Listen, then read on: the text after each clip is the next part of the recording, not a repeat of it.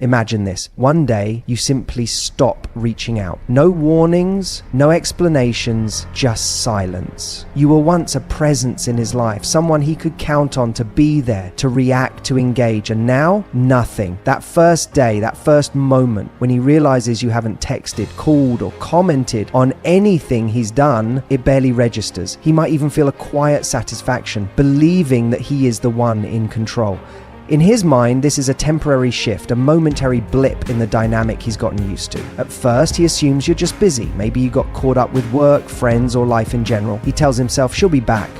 That's what always happens, right? He expects the usual rhythm to return, because up until now, the pattern has always been the same. But as the hours pass and then the days, that certainty begins to falter. The absence lingers. The predictability of you, your responses, your attention, your presence is no longer a given. And this is where something powerful happens. For the first time in a long time, he experiences a moment of genuine discomfort, not heartbreak, not sadness, just an unfamiliar sense that something is off. This isn't how it usually goes. And more importantly, this isn't what he expected from you. Men by nature have a deep-seated need to believe they are the ones in control of the emotional dynamics in a relationship. It's not necessarily intentional or malicious, it's just the way many of them operate. They assume they know where you stand. They assume they can predict your moves. When you step outside of that script, when you break the cycle of seeking validation, of being the first to reach out, of reacting to his energy, he doesn't just notice, it disrupts the entire way he's been viewing the situation. And here's the key.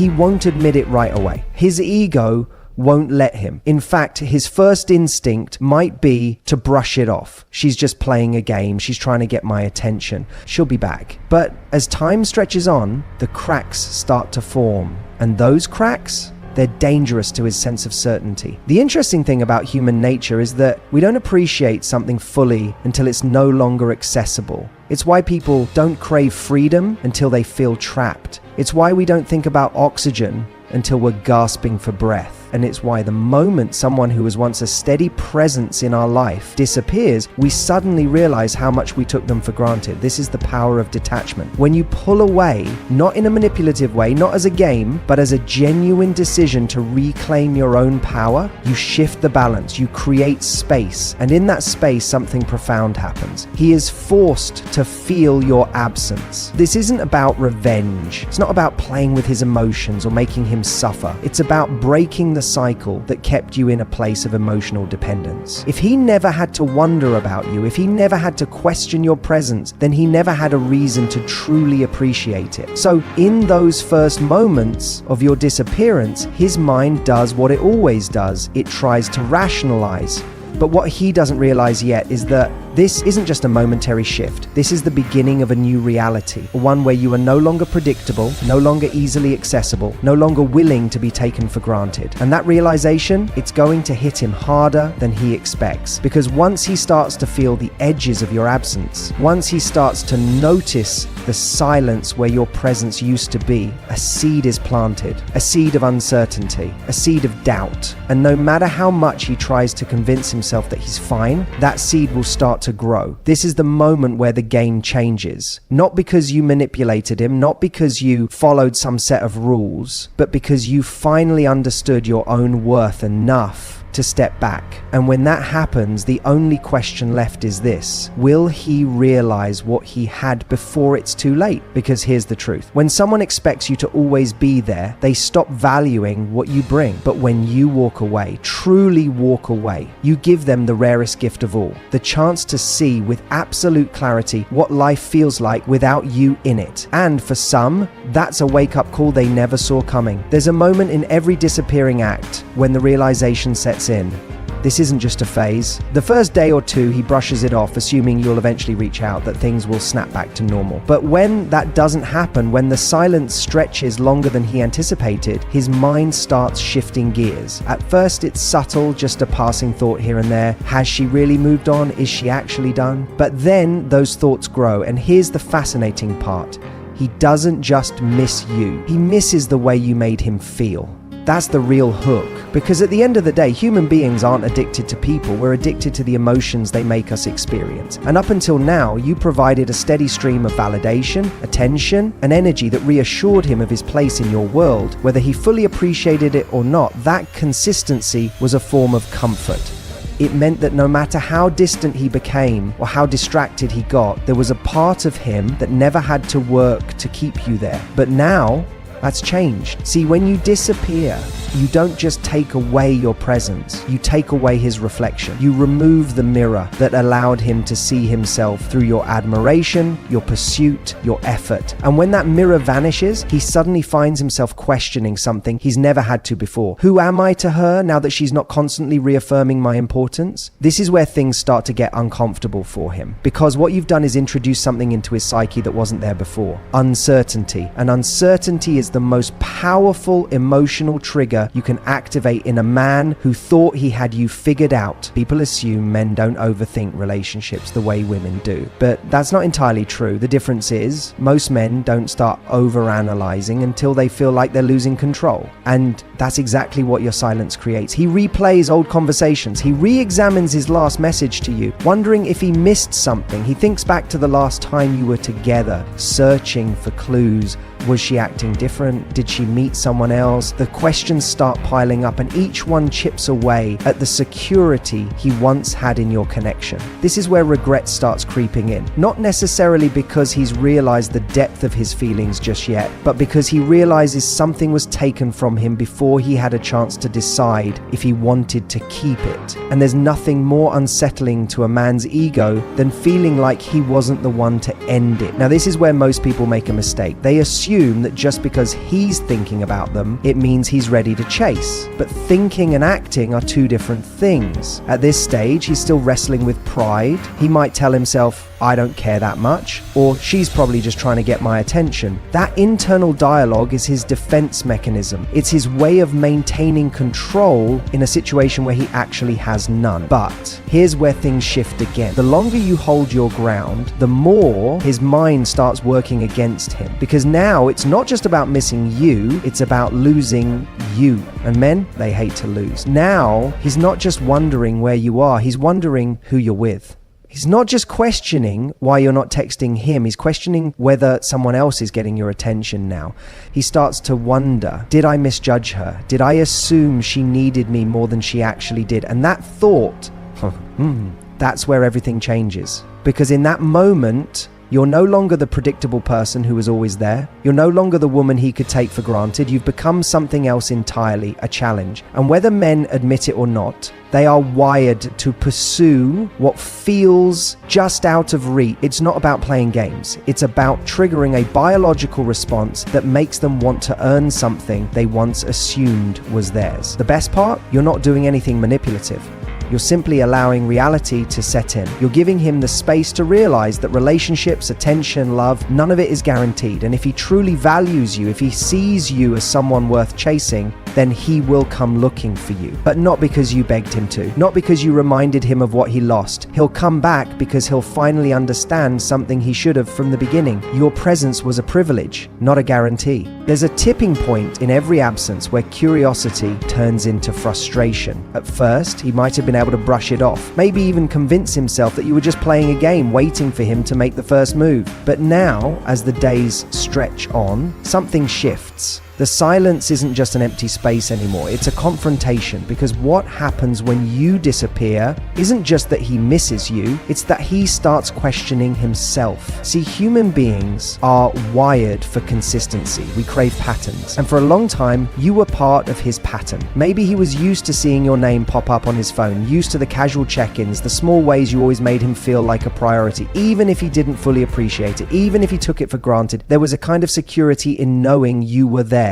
And now, that's gone. What's left in its place isn't just longing, it's dissonance. Because the brain doesn't like unresolved tension. It doesn't like when something doesn't make sense. And here's what doesn't make sense to him now. Why aren't you reacting the way he expected you to? Maybe he thought you'd crack after a few days. Maybe he assumed you'd find some excuse to reach out, that you wouldn't be able to resist proving your feelings. Maybe he even thought you'd ask for closure.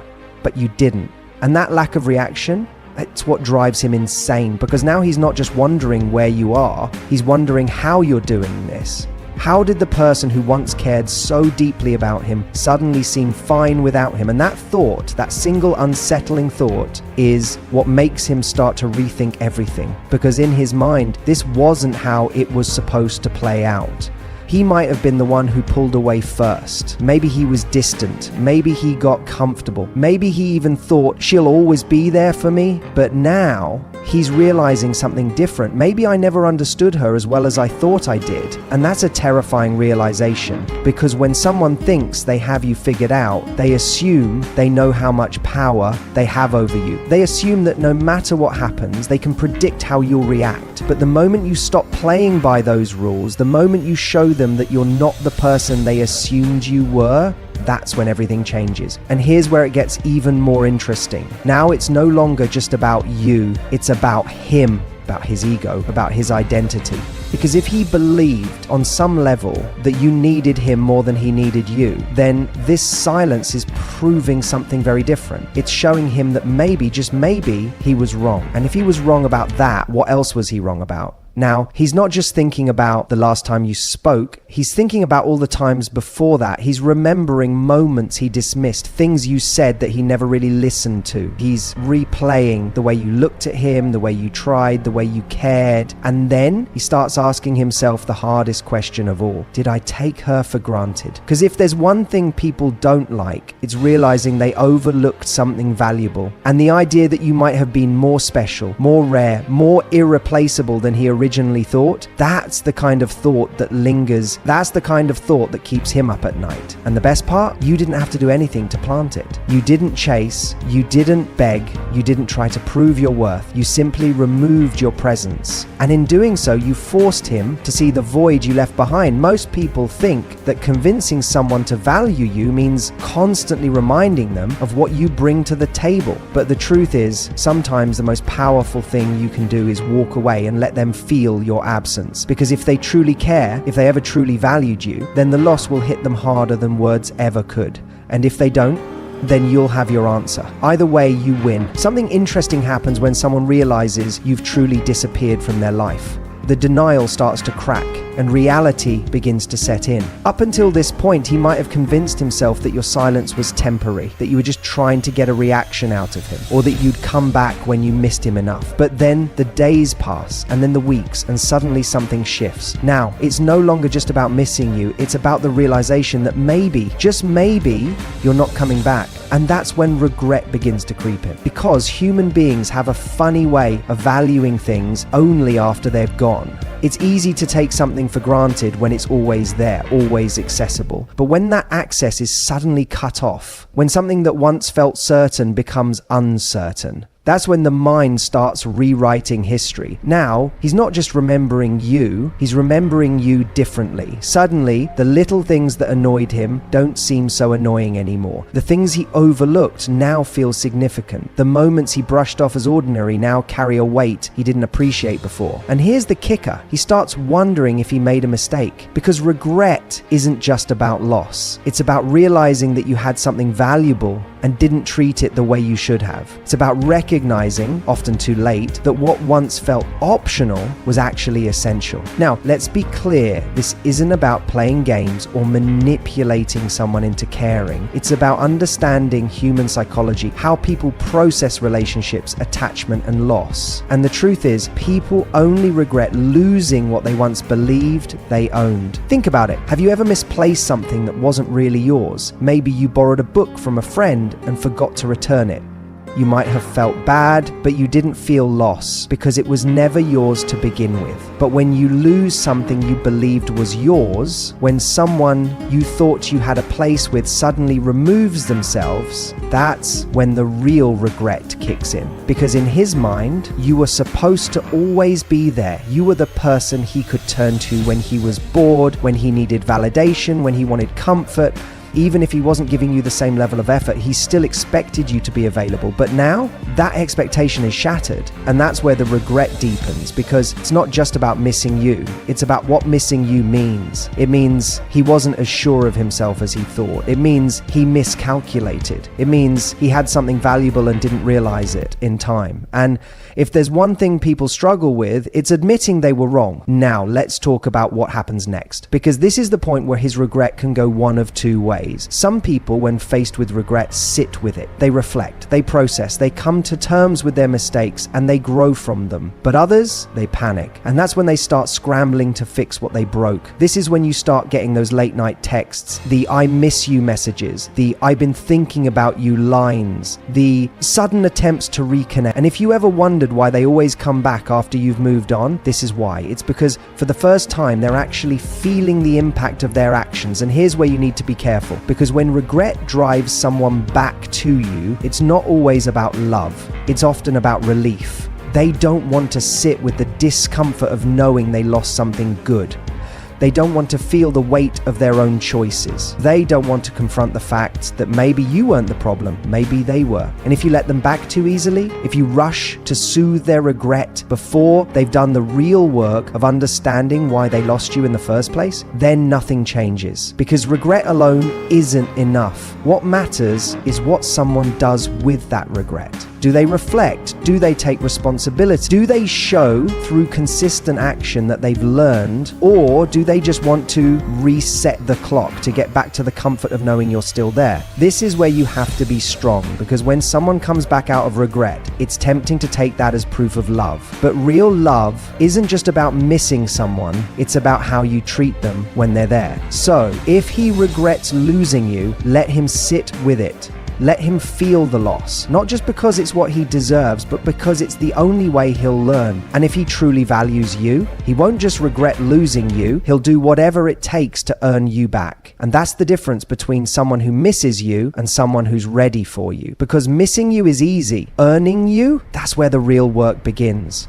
Something shifts when he realizes that your absence isn't just a phase, it's real. It's not an emotional reaction, it's not a game, it's not about waiting for him to notice, it's about you stepping into a new reality where he is no longer the center of your world. At first, he might have told himself that you'd be back, that you'd miss him too much, that no matter how long you stayed away, you'd eventually crack. Because in his mind, the dynamic between you was fixed, predictable. He thought he understood you. He thought he knew the limits of your patience, the depth of your attachment, the pattern of your emotions. But now, that pattern is broken. And that's terrifying, because people aren't afraid of loss as much as they're afraid of losing control over that loss. It's one thing to miss someone and feel a sense of emptiness, but it's another thing entirely to realize that you have no say in whether they come back. That's what truly unsettles him. Before, he thought he had a safety net. Even if things weren't perfect, even if he took you for granted, even if he let things slip, he assumed there was always time. But now, time is no longer on his side, because each day that passes without you reaching out, without you looking back, without you making an effort to pull him back into your world, each of those days sends a clear message. You're moving on. And here's the paradox. The moment someone realizes they're not the one in control is the moment they feel the most powerless. This is when desperation creeps in. Not necessarily in obvious ways. He might not show up at your door. He might not send a grand, heartfelt message apologizing for everything he did wrong, at least not yet, but mentally, emotionally, he's beginning to spiral. At first, he tries to rationalize it. She's just busy. She's probably just trying to prove a point. She'll get tired of this eventually. But then when the silence stretches longer than he expected, when he sees you genuinely living your life without him, when he starts to hear about you through mutual friends, his internal narrative begins to crumble. And that's when regret turns into urgency. This is when he starts making excuses to check in. Maybe he suddenly remembers something you left at his place. Maybe he finds an old picture and uses it as an excuse to send you a message. Maybe he casually brings your name up in conversations, hoping someone will tell him what you've been up to. But here's what you have to understand. Urgency doesn't necessarily mean change. Just because he suddenly wants you back doesn't mean he's ready to be with you in the way you deserve. Because urgency is about him, not you. It's about his feelings of loss, his sense of regret, his realization that he might have miscalculated. It's not necessarily about a newfound understanding of what he should have done differently or a commitment to treating you better.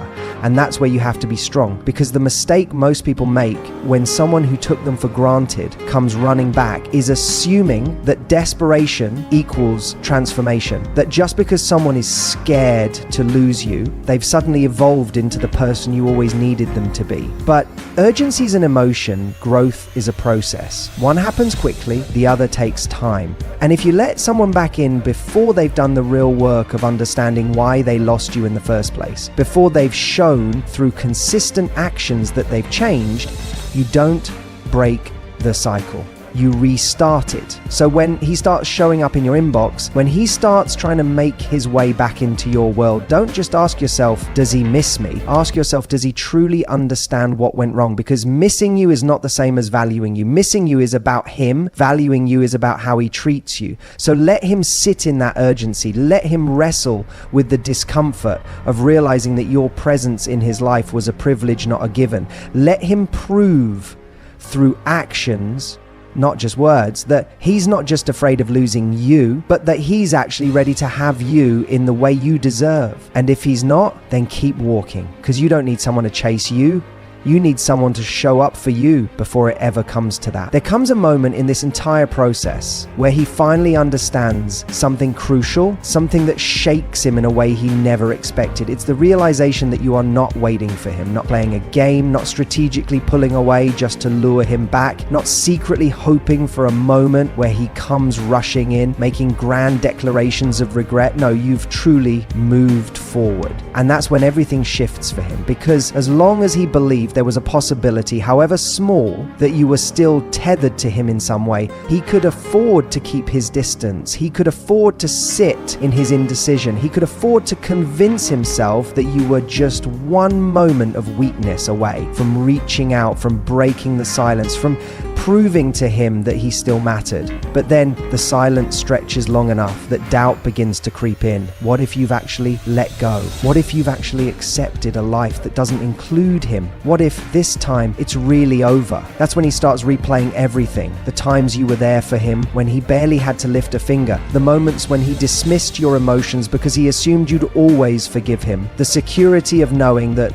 no matter how distant or distracted he became, you'd be there, holding on, fighting for the connection, waiting for him to wake up and reciprocate the effort. He realizes he mistook your patience for permanence. That's the thing about human nature. We only really appreciate something when we understand its scarcity. And right now, for the first time,